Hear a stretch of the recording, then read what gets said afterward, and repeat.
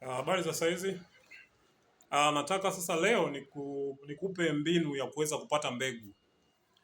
Najua kwamba kwa eka moja tunalima tani moja, kilo 1000.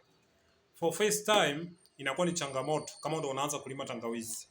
Kwa sababu kwa tani moja, kwa hizo kilo 1000 unaweza ukalima, unaweza ukanunua kwa milioni moja au milioni moja na laki mbili au zaidi ya milioni moja na laki mbili, inategemea na msimu. Lakini pia unasafirisha kuelekea wapi. Sasa leo nikupe mbinu ambayo unaweza ukaitumia ili uweze kupata mbegu. Mbinu yenyewe ni hii hapa. Kwa mfano unajipanga kwamba unataka kulima tangawizi eneo kubwa. Kwa mara ya kwanza unaweza ukafanya hivi.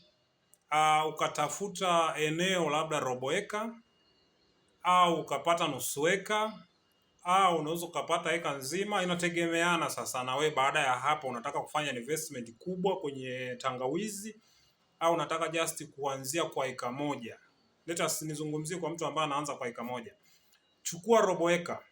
Robo eka wewe itakusaidia kulima. Ukishalima hiyo robo eka, muda wa kuvuna wewe hautaivuna hiyo tangawizi. Maana yake tangawizi utaiacha shambani, ili ule muda wa kuvuna, ule muda wa kulima, wewe utakuwa tayari una mbegu ambayo ipo kwenye robo eka.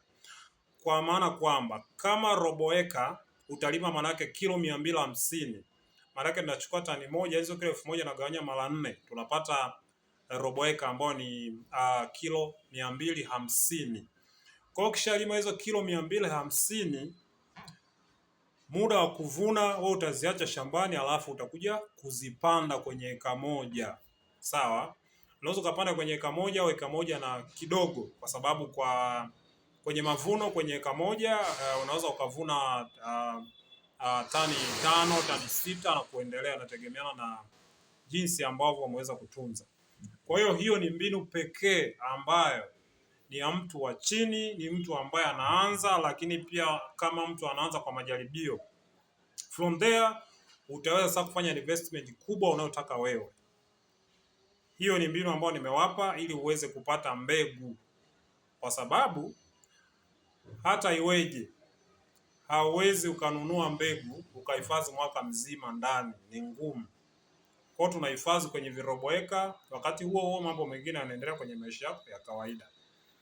Kwa hiyo karibuni sana tulime tangawizi. Kila mbinu mimi nitakupa kadri inavyowezekana.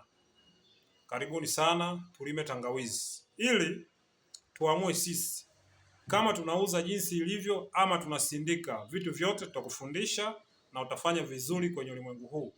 Asanteni sana.